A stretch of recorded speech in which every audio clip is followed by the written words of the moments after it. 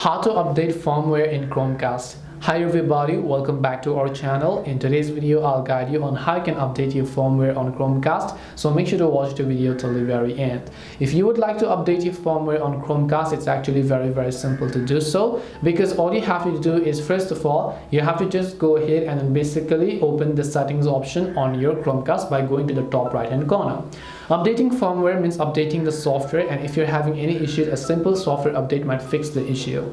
So just scroll down to the bottom over here. You'll find this option called System. Once you find System, over here you'll find this option called About. Once you go to About, on the right hand side you'll find this option called System Update. All you have to do is make sure to click the System Update option. Once you click the System Update option over here, you should be able to go ahead and then basically check this for update. Once it's updated to the latest version, it's going to take a while to restart and then load up your Chromecast successfully.